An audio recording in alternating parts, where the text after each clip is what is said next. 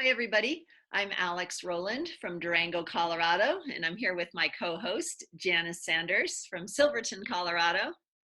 Hi, We're happy to everybody. be here with you again on the art of planting your life. This is our third episode. On this episode, we're going to be focusing on relationships, particularly business relationships. Relationships and great relationships is the second of the 5 goals. The last show, we covered the first goal, which is financial freedom, and how to use the seed system for that. Now we wanted to go on to talking about some of the different business relationships we have and how important they are in our lives. Many of us spend a lot more time at work than we do at home, as far as time interacting with people. So having great supportive business relations, from our suppliers to our clients or customers to our partners and investors, if those relationships are good and you enjoy them, then your whole business world is going to be a lot happier. Don't you think, Janice? Oh, I definitely think so. I spend a lot of time at work, so I want to have fun. That's right. And Janice uses these seed system techniques with those different spheres. And we were going to ask her first about what ideas you have for having good relationships with your suppliers. Well, I've created relationships with my suppliers. I've been in business a long time. And initially, I just thought I was probably a little smarter than everybody. I could do it on my own. And somewhere along the line, I learned that that wasn't necessarily a way to run a good business. So I've made really good connections, not only with the suppliers, but also with the salespeople or sales representatives with those suppliers. I'm always in constant communication with them. And because of that relationship and respecting it and honoring it and trying to take care of them and their time, I've gotten really, really good results. So on a seed level, I want to talk to you today about how important it is to take care of your suppliers. In our last session, I mentioned that frequently in business, just like with many things, it's like a roller coaster. It goes up and down. You have years where everything works perfectly.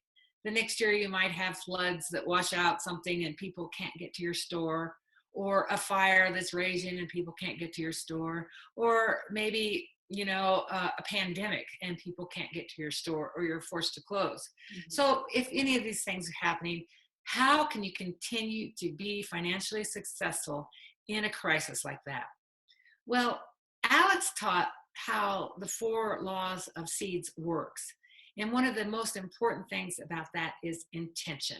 And that's what I'm using right now. It's my intention to help my suppliers be successful and profitable so that they can keep their employees successful and getting a paycheck and everybody's needs are being met. So when I make that intention of taking care of my suppliers and I'm understanding the 4 laws of seeds, then I'm also planting seeds for my needs and my employees' needs to be met. So what I'm doing right now, because right now it might not be, whenever you watch this, it might not be a pandemic, a flood, or a fire or something else, but there could be some crisis or totally different than what I'm describing. But if you're having one of those, the intention to help other people be successful plants a seed for your own success. So right now, in the middle of a pandemic that no one knows how long it will last, my intention is to take care of my suppliers by having them ship me and ship me now, even though all my stores are closed down. Because I want to keep their employees employed. I want to have these suppliers when there isn't a crisis. So I want them to succeed and stay in business. And that intention alone will plant the seeds for my business to stay in business. You can think about that and use that and apply it to whatever your situation is. And Alex, do you have any more questions that I could maybe explain more deeply? Well, one thing that comes to mind is it's not only our intention. We have to tie our intention to an action, right? And use that concept of the 4 steps where we're doing an action to have in mind a specific result. So the intention is kind of superpowering the action that we're doing. Right. So I have taken action. I've been in touch. I don't know how many suppliers I have. maybe 50. I'm not sure. But I have some major suppliers and I have smaller suppliers. And then I have sales reps that represent all of them. I've been in touch with all of them. And I've asked them to ship early. Normally, I don't start getting product in until end of April, sometimes 1st of June. But now I'm asking everyone to ship me 3 months early because I just want to be supportive. And that's my action. My intention is to help them in a time of crisis. And my action is ship now. And I'll take care of it. I'll take care of my bills. And the result already has been, hey, we'll ship now. It's March, but don't pay us till September. So already I'm starting to get results. Now, theoretically, we'll probably pass through this crisis and everything's going to work out, but if it doesn't, I'll still be all right. And because I'm using seeds and I'm helping others, and I'm going to water those seeds during my coffee meditation and feel really great about having taken these actions. I've made a 4-step plan, help my suppliers. I've met with them, email, phone, text, and now I've told them what I want. I've given them what they need. And lastly, I'm doing coffee meditation every night so that I don't have to wait 10 years for a result. That's really important. What about, can you give us an example of how you might have treated suppliers in an old way before you started using the seed system? Do you think you would have done it differently than you are doing it now because you are a practitioner of the diamond cutter system? The old way, I know what I would have done because I remember what I did do. The old way, I always thought they were out to get me and I was out to get them first. So let me tell you, I would try to, knock the price down on anything. I would try to buy old product and get it at a great discount and then sell it to my customer at full price. And I don't do it that way anymore. I don't buy closeouts anymore because I feel like if it's a closeout, it's on sale for a reason. So I want to take care of not only my supplier, I want to take care of my customer. I want to give them the best quality merchandise that's up to date and in fashion so they don't take it home and have their teenage kids say, oh, this is so old and outdated. So I want to give them a good product at a good price. So I'm actually upgrading my stores, upgrading my work with my customers by really wanting to be a part of their experience.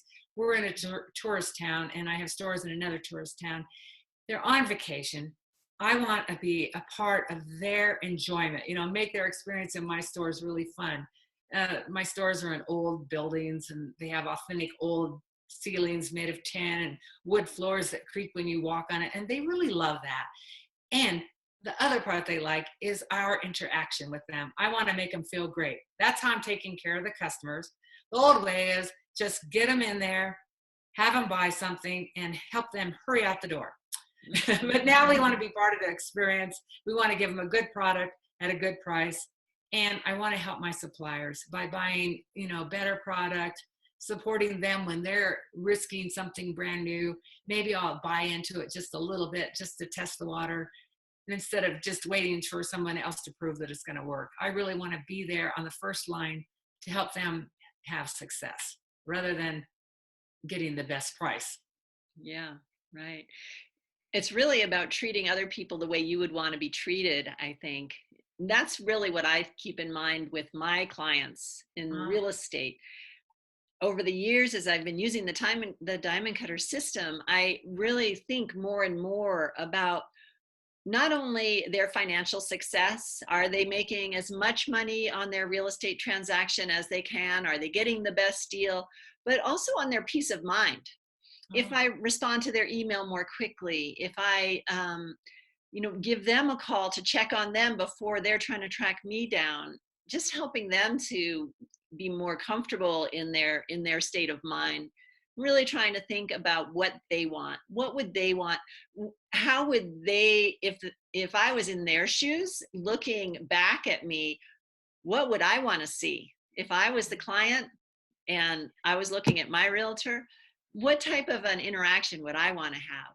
And that's helping me to give, more and more great service and to have more fun. Because when I focus on others, I don't worry about my own problems. I don't really have the mental space. I guess I'm kind of simple-minded. I can only focus on one thing at a time. So it keeps my stress level down, actually, to be thinking about making it a better experience for the client, and really putting that client first. The old way for me with a client 10 years ago would have been just trying to have them think, I wanted them to think well about me, but it was more about me. It was centered on me. Am I doing a good job for them? Do they think I'm a good realtor? And can I get the deal done as quickly as possible with as little time as possible put in it on my part, so that my profit was increased, my time, money for time ratio.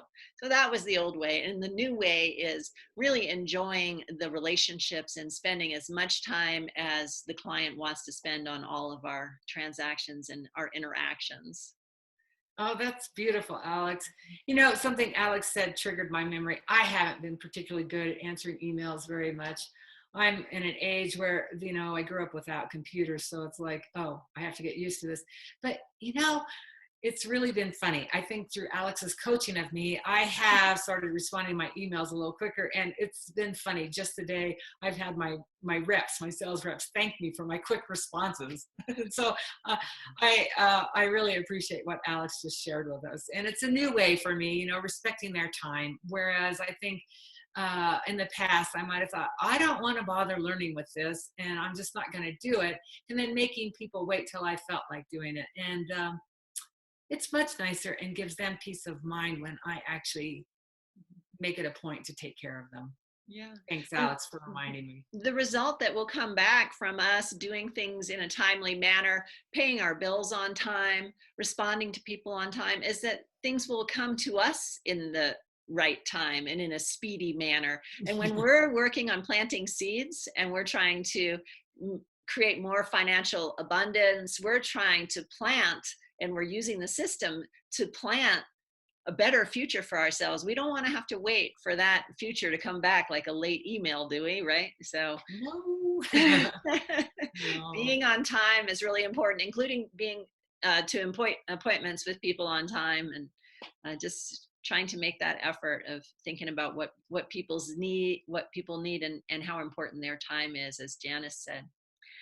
Well, I think that's all we have time for right now. So I really enjoyed this conversation with Janice, all the way under house quarantine in Silverton. And it's a beautiful staycation. I love it. Yeah, we are spending extra time planting seeds, that's for sure. Yeah. Thanks for listening in, and we'll look forward to you on our episode 4. Okay, see you next time, everybody. Bye. Bye-bye. Thanks.